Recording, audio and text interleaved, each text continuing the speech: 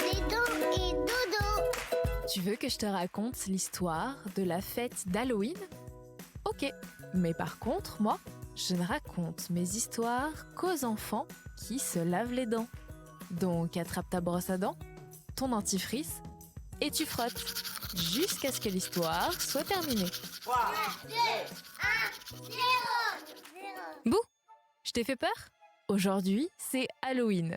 Tu as dû voir des gens déguisés un peu partout dans la rue, des sorcières, des monstres, des démons, que des déguisements qui font peur. Tu t'es déguisé en quoi, toi, aujourd'hui ? Ce que j'adore à Halloween, et je pense que tu seras d'accord avec moi, c'est les bonbons. Bon, c'est mauvais pour les dents, mais une fois par an, si on se brosse bien les dents après, c'est pas trop grave.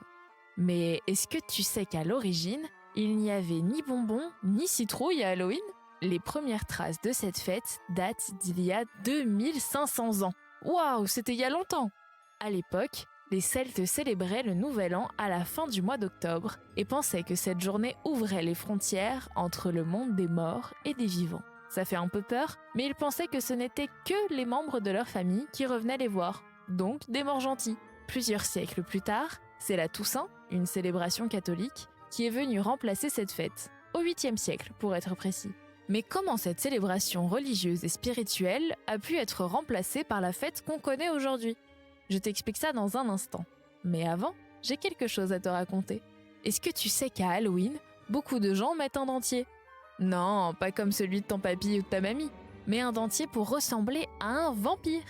Sur ces dentiers, les canines sont tellement longues et pointues que ça dépasse souvent de la bouche, et ça fait une tête vraiment bizarre. Mais au moins ces dents-là, pas besoin de les brosser. Par contre, après tous les bonbons que tu as mangés ce soir, j'espère que tu te brosses bien les dents. Pour en revenir à notre histoire, Halloween telle qu'on la connaît est née aux États-Unis au 19e siècle.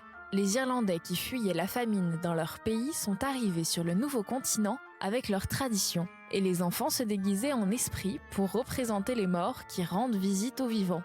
Et on leur donnait des bonbons pour les remercier. Et c'est à ce moment-là qu'est née la fameuse formule « trick or treat », ce qui veut dire « farce ou friandise ». Tu l'as déjà fait ? C'est quand les enfants toquent à une porte pour récupérer des bonbons, mais que la personne qui ouvre refuse. Dans ce cas-là, les enfants doivent lui faire une farce. C'est de bonne guerre, il faut respecter la tradition. Mais gentille la farce, hein, pas plus qu'une grimace. Et d'ailleurs, si la fête s'appelle Halloween, c'est parce que c'est une contraction de l'anglais All Hallows Eve, ce qui veut dire le soir de tous les saints. Bon, montre-moi un peu tes dents. Fais A, fais I.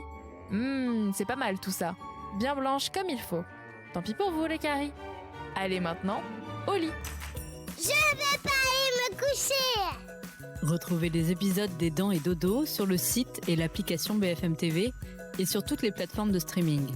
Si cet épisode vous a plu, n'hésitez pas à lui donner une note, à vous abonner à la playlist et surtout à en parler autour de vous. C'est un podcast BFM TV.